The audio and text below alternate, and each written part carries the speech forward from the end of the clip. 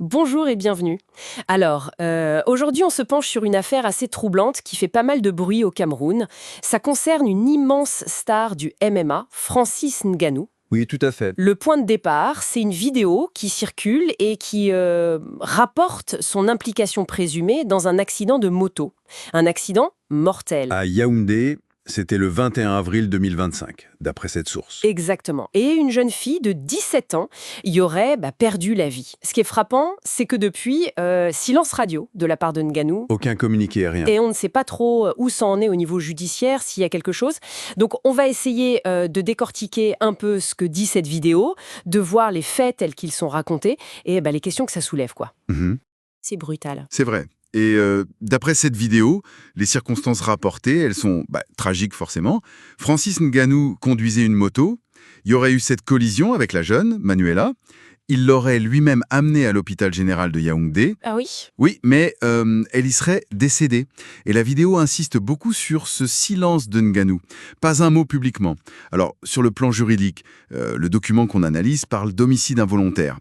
C'est prévu par les articles 276 et 277 du Code pénal camerounais. D'accord. Et ça, logiquement, ça implique une enquête.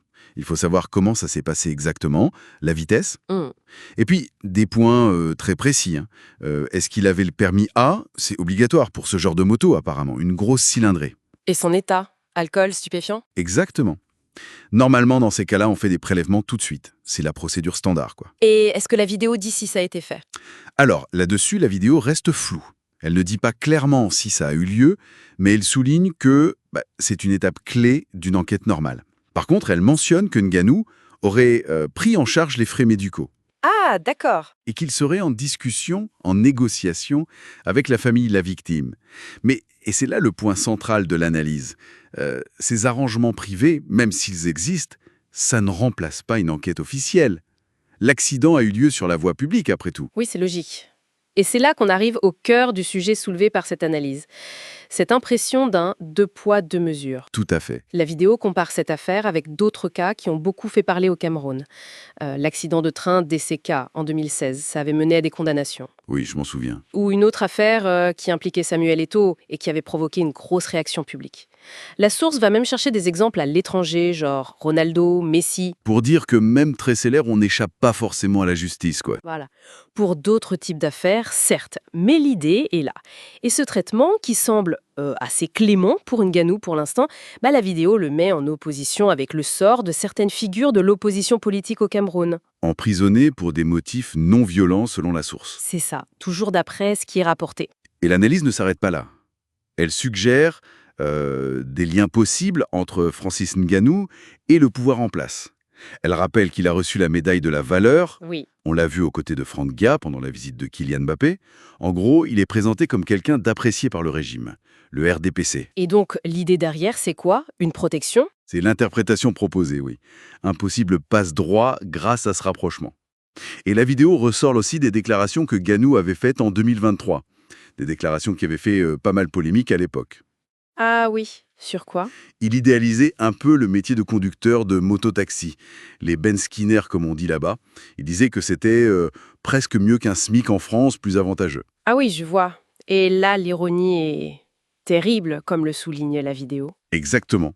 Celui qui, d'une certaine manière, valorisait ce métier, même s'il est très dur, se retrouve impliqué dans un accident mortel, avec une moto. D'ailleurs, la vidéo critique Ngannou pour avoir, dans ses déclarations passées, complètement occulté les dangers énormes de ce métier. C'est vrai que c'est dangereux. Ah bah oui, les accidents sont hyper fréquents. Et puis, il n'y a aucune sécurité sociale, pas de retraite pour ces gars-là. La vidéo cite même des chiffres assez alarmants sur les accidents de clandos. L'analyse en profite aussi pour égratigner un peu le système de santé camerounais, c'est ça? Oui, c'est suggéré que peut-être un manque de moyens à l'hôpital, le plateau technique, le manque d'anesthésistes aurait pu jouer un rôle dans le décès de la jeune fille. Et ça met ça en contraste avec les évacuations sanitaires à l'étranger dont profiteraient certaines élites. Présumé, oui. Et puis, ce retour de bâton un peu ironique avec ses propres déclarations passées sur les mototaxis. C'est tout ça. Et au final, ça nous amène à une question plus large. Qu'est-ce soulève cette analyse? Au-delà de ce cas précis, quelle est la responsabilité des personnalités publiques?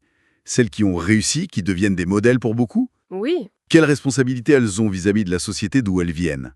Surtout sur des questions aussi fondamentales que la justice, la vérité, et l'image qu'elles donnent des réalités de leur pays.